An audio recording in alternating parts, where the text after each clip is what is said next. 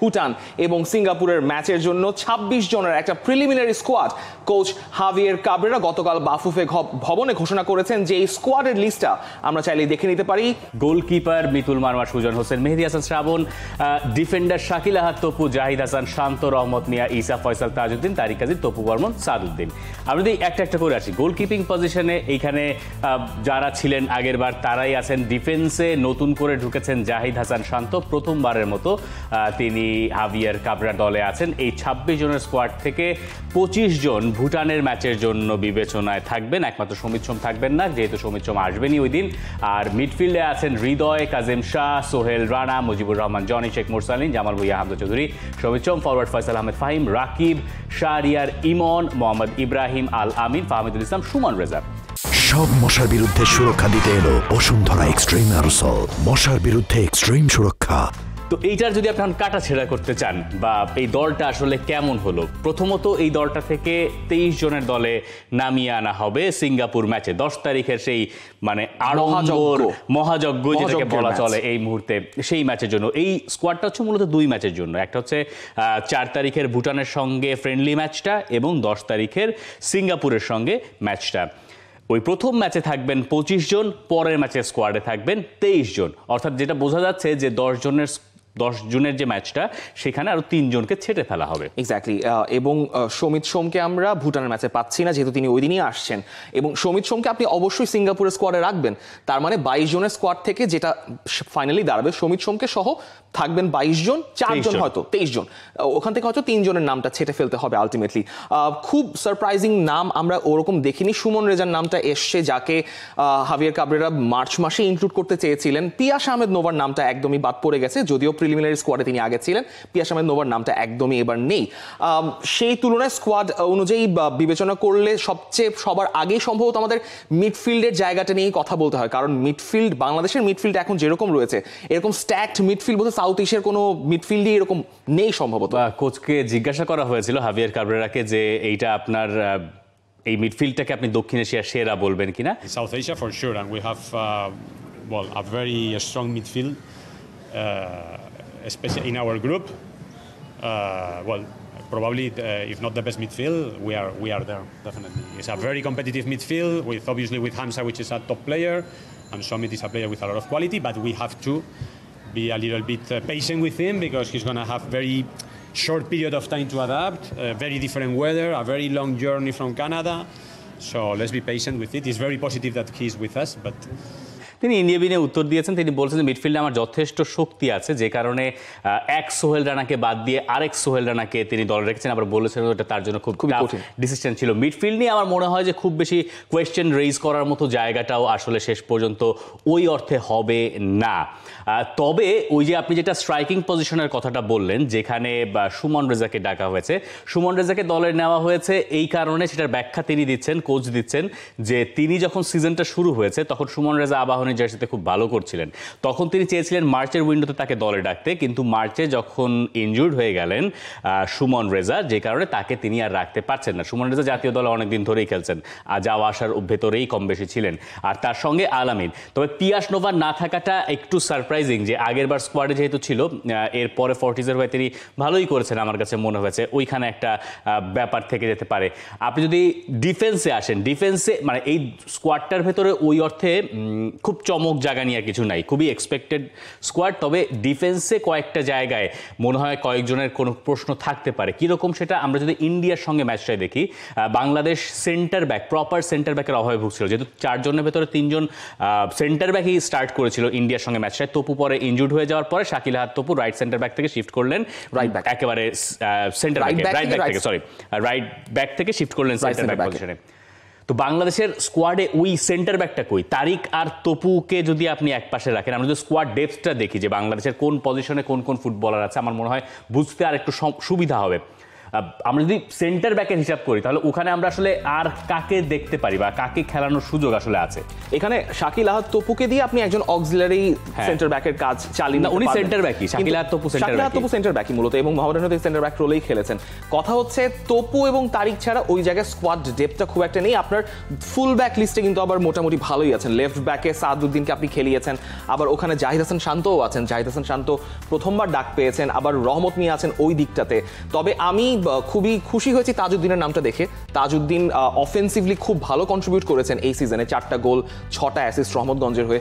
So Tajuddin থাকায় মোটামুটি একটা ডেপথ বেড়েছে, কিন্তু মূল কথাটা ওটাই যে আপনার দুজন সেন্টার ব্যাকে কেউ যদি একজন, যেহেতু তপু মাঝখানে ইনজুর হয়ে গিয়েছিলেন ইন্ডিয়ার ম্যাচে, তখন আপনাকে ওই রিশাফলটা যেভাবে ঘটাতে হবে সেটা আসলে একটু কঠিন হয়ে যায় আর কি, যেহেতু কোনো ব্যাকআপ নেই। মেহেদী মিঠুর নামটা থাকলেই থাকতে পারতো, কারণ মেহেদী মিঠুর নামটা না থাকাটা মানে আসলে কেন নাই এটা কোচই ভালো জানবেন।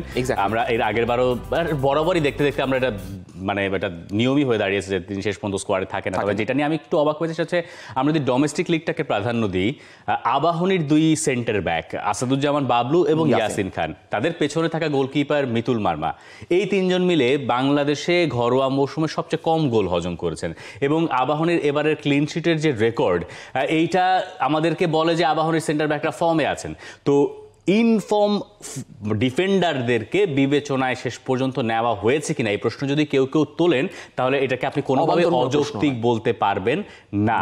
আপনি যদি এটাও বলেন যে গোলকিপার মিতুল মার্মা এবং সুজন হোসেন, মিতুল মার্মা তো নাম্বার 1, এই ব্যাপারে সংশয় নাই। সুজন হোসেন মোহামেডানের champion goalkeeper. Mehedi Hasan Srabon has been struggling. এই সিজনের বেশ কিছু ম্যাচে আমরা দেখেছি যে তিনি স্ট্রাগল করছেন এবং তার কিছু ভুল আছে। তিনি বয়সে তরুণ, আমি বিশ্বাস করি তিনি খুব ভালো গোলকিপার হবেন, কিন্তু এই জায়গায় আসলে নিয়মিত তাকে দলে রাখার 2টো কারণ থাকতে পারে। একটা হচ্ছে যে তিনি কাবরেরা গোলকিপিং জানেন, যেহেতু যে এটা তার ফার্স্ট চয়েস গোলকিপার না, তাই হয়তো পরীক্ষা নিরীক্ষা করতে চান না, খুব বেশি কাটা ছেড়ায় তিনি যেতে চান না, এটা একটা হইতে পারে। আরেকটা হচ্ছে ওই যেই সেটটা আছে ওইটাকে তিনি রাখতে চান, এর বাইরে আর কিছু হয়তো না। শ্রাবণের অ্যাডিশনটা স্কোয়াড ডাইনামিকটা ঠিক রাখা, অর্থাৎ যে ট্রেনিং সেশনগুলো হবে ওই ট্রেনিং সেশনগুলোর জন্য ছাড়া আর কোনো কারণ আমি দেখি না। কারণ মেহেদী শ্রাবণ একদম শেষ ম্যাচেও 2-1টা মানে এখন এটা সরাসরি বললেও ঠিক মানে ভুল হবে না যে ব্লান্ডার করেছেন গোল ঠেকাতে গিয়ে। সো সেই জায়গায় তার একটা দরকার রয়েছে, মোটিভেশন বা ইনফ্লুয়েন্সের দরকার রয়েছে, সেটা আই থিঙ্ক সেই স্কোয়াড ডায়নামিকে থাকলে তিনি পেতে পারেন। তবে এখানে অন্য একটা নাম থাকলেও থাকতে পারতো, কারণ লোকাল লিগে ভালো অনেকেই পারফর্ম করেছেন। এরপর মিডফিল্ডের জায়গাও আসলে কিন্তু অনেকগুলো নামই হয়তো আপনি এক্সপেক্ট করবেন যে মিডফিল্ডের নাম থাকতে পারে। তবে আবারও ওই ব্যাপারটাই বলতে হচ্ছে যে মিডফিল্ড এতটাই স্ট্যাকড, সেখানে আপনি মোটামুটি দেখতেই পাচ্ছেন যে হামজা চৌধুরী বা সমিত সোম যদি থাকেনও, সেখানে আপনি কাকে আর খেলাবেন ওই জায়গাটা আসলে নিয়ে কাজ করতে পারেন। হৃদয়ের কোনো রিপ্লেসমেন্ট নাই। হৃদয়ের ওই যে মাঝখানে সেন্ট্রাল মিডফিল্ডের রোলটা রয়েছে হোল্ডিং মিডফিল্ডে, ওখানে কিন্তু হৃদয় ছাড়ার কারো নাম নাই এক্স্যাক্টলি। এবং সমিত সোম যে রোলটাতে খেলেন রাইট সেন্টার মিডফিল্ডারে, ওই জায়গাটা তো আসলে কাউকে ওভাবে ডেপথে পাওয়া যাচ্ছে না। কাজেম শাহ আর মুজিবুর রহমান জনি তো একটু সামনে ফরওয়ার্ড রোলে খেলেন। মুজিবুর রহমান জনিকে রাখার কারণটা কি, এটা যদি আপনি ওইভাবে ব্যাখ্যা করতে চান। মুজিবুর রহমান জনি বাংলাদেশের লাস্ট গোল স্কোরার, এইটা হয়তো কোচের পছন্দের ফুটবলার মনে হয়। জনি ইন্ডিয়ার ম্যাচটা স্টার্টও করেছিলেন। এরপরে আপনি যদি মোরসারিনের কথা চিন্তা করেন, মোরসারিন নিয়মিত কিংসে খেলেন নাই এই সিজনেও, শেষ ম্যাচে তিনি ভালো করেছেন, হ্যাট্রিক করেছেন, তার আগের ম্যাচে গোল করেছেন, শেষ ম্যাচটাতে যেটা হারতে বসেছিল মানে পেনাল্টি ম্যাচ রাউন্ডে যে ম্যাচটা, সেখানে তিনি গোল করেছেন। মোরসালিন জাতীয় দলে নিয়মিত খেলছেন, এইটা হচ্ছে মোরসালিনকে রাখার সম্ভবত যৌক্তিকতা এবং কারণ, এবং মোরসালিনের উপরে কোচ ভরসা রাখেন। এরকম কিছু প্লেয়ার সবসময় থাকবে যে হয়তো 2-1জন প্লেয়ার লিগে হয়তো খুব নিয়মিত খেলছেন না, কিন্তু কোচের পছন্দ, এই ব্যাপারটা ফুটবলে আসলে কম বেশি থাকেই। তবে ফরওয়ার্ড পজিশনে যদি আপনি এখানে আসেন, এই আল আমিন, ফাহমিদুল, সুমন রেজা, আমি জানি না ফাহমিদুলকে আসলে কোন জায়গায় কোচ ভাবছেন, সেটা কি লেফট উইং হিসেবে, লেফট ব্যাক হিসেবে, এটা দেখার বিষয় যে আসলে কি কারণে মানে কোথায় তাকে খেলানো হবে। এবং ভুটানের সঙ্গে ম্যাচটায় আমি প্রেটি শিওর যে ফাহমিদুল স্টার্ট করবেন, এটা তাকে ওই সুযোগটাও করে দেওয়া হবে। এর আগের দিন যখন ফাহমিদুল এসে পৌঁছালেন ঢাকাতে, আমার মনে হয় এটা বাংলাদেশের সমর্থকদের একটা বড় স্বস্তি দিয়েছে, যাদের মনে কিছুটা সংশয় ছিল যে ওরকম একটা অনাকাঙ্ক্ষিত ঘটনার পরে এই এয়ারপোর্টের এই গেট থেকেই বেরিয়ে হাভিয়ার কাবরেরা সবাইকে জানিয়েছিলেন যে ফাহমিদুলকে ছেড়ে আমরা এসছি সৌদি আরব থেকে, ফাহমিদুল ইতালি চলে গেছেন, আমরা ঢাকা নামলাম। এরপরে তো স্ফুলিঙ্গর মতো ছড়িয়ে পড়লো সমর্থকদের অসন্তোষ।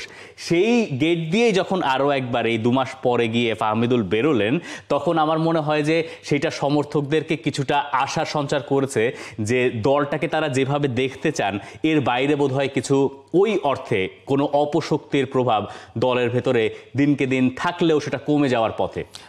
এবং ভক্তদের কথা শোনা যাচ্ছে বা শুনছেন স্কোয়াডের যত অথরিটি রয়েছেন, স্পেসিফিকলি হাভিয়ার কাবরেরা, সেটাও বোঝা যাচ্ছে। কারণ ফাহমিদুলকে আগেরবার রেখে আসা হয়েছিল ওই প্রিলিমিনারি স্কোয়াডের পর থেকে। মানে ভক্তদের কথা শোনাটা যে খুব জরুরি সেটা না, কোচ যদি তার কথা শুনে কাজ করতে পারেন fine, that is also fine. এবং তো তারপরও ফাহমিদুল ব্যাপারটা আপনি ডাইনামিকটা মানে ব্যাপারটা ইম্প্যাক্টটা ওভাবে চিন্তা করেন, যখন হামজা চৌধুরীর প্রেস কনফারেন্স চলছে ইন্টারকন্টিনেন্টালের সামনে, তখন ফাহমিদুলের জন্য মানুষজন কথাবার্তা রেইজ করছেন এবং কথাবার্তা বলে গেছেন।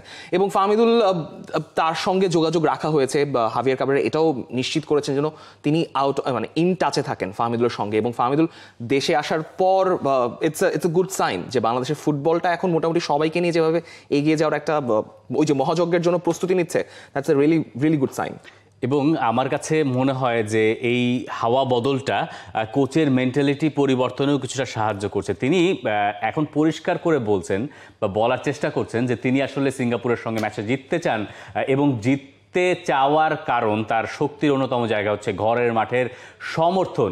তিনি জানেন যে তিনি সমর্থন পেতে যাচ্ছেন ঘরের মাঠের দর্শকদের কাছ থেকে, সেটা কি আমাদের কাছে আছে? এটা আমাদের জন্য বিরাট একটা সুযোগ দেশ এবং সমাজে ইতিবাচক একটা প্রভাব রাখার, কারণ আমাদের ওপর দেশবাসীর অনেক প্রত্যাশা। এইটাই পরিবর্তন, দেশবাসীর প্রত্যাশাটা তিনি এখন রিকগনাইজ করতে হচ্ছে। আমরা এই দায়িত্ববোধের ব্যাপারে সচেতন এবং সে মোতাবেক একটা ভালো পারফর্ম করা দলে আমরা আরও ভালো ফুটবলার যুক্ত করছি। পূর্ণ 3 পয়েন্ট নিয়ে গ্রুপের শীর্ষে উঠে আসার ভালো সুযোগ আমাদের রয়েছে। এই যে পরিষ্কার করে বলতে পারে যে আমাদের 3 পয়েন্ট দরকার, আমরা এর কমে সেটেল ডাউন করতে চাই না, আমার মনে হয় এটা একটা পজিটিভ চেঞ্জ। এর কমে সেটেল ডাউন করতে চাওয়া উচিত হবে না। আপনি মানে দর্শকদের সামনে খেলছেন, হোম ক্রাউডে, জাতীয় স্টেডিয়ামে, যেটা টিকিট কাটার জন্য এত অপেক্ষা বা অনেক কিছুই ঘটে গেছে। আপনি এক্সপেক্ট করবেন এই মাঠে আপনি সিঙ্গাপুরকে ডমিনেট করে 3 পয়েন্ট নিয়ে শেষ করবে। এবং হাভিয়ার কাবরেরা গতকালকে প্রেস কনফারেন্সটা আমার কাছে বেশ ইতিবাচক মনে হয়েছে। জার্নালিস্টদেরকে যেভাবে হ্যান্ডেল করেছেন, বেশ হাসিখুশিভাবেই তিনি উত্তরগুলো দিয়েছেন নর্মালি। তার কাছে যেসব প্রশ্ন মাঝে মধ্যে আসে, এটা হাসি মুখে হ্যান্ডেল করা খুব টাফ, খুব ডিফিকাল্ট। দু একটা মানে এরকম আছে যে মানে সেই প্রসঙ্গে নাই বা যাই, তিনি ভালোভাবেই হ্যান্ডেল করেছেন। এবং সবকিছু দেখে মনে হচ্ছে যখন জাতীয় দলের ক্যাম্পটা শুরু হবে শুক্রবার দিন 7টায় এবং তারপর থেকে ট্রেনিং সেশন আছে 8 থেকে 10টা, ইটস এ গুড অপরচুনিটি। এই অপরচুনিটি এতটাই ভালো যে দুটো ম্যাচ, আপনি প্রস্তুত ম্যাচ তো অবশ্যই এক্সপেক্ট করবেন যে ভুটানের এগেন্স্টে আপনি জিতবেন, আপনি সিঙ্গাপুর এগেন্স্টে জেতার মেন্টালিটি নিয়ে আপনি মাঠে নামবেন। দেখা যাক বাংলাদেশের ওই ধারাটা আসলে কেমন যায়। বাংলাদেশ স্কোয়াড নিয়ে দর্শক আপনার মতামত এবং মন্তব্য জানতে চাই কমেন্ট সেকশনে। For more updates, subscribe to our YouTube channel and click on the bell icon. Follow us on Facebook and Instagram. Download T-Sports app to enjoy exciting games and highlights.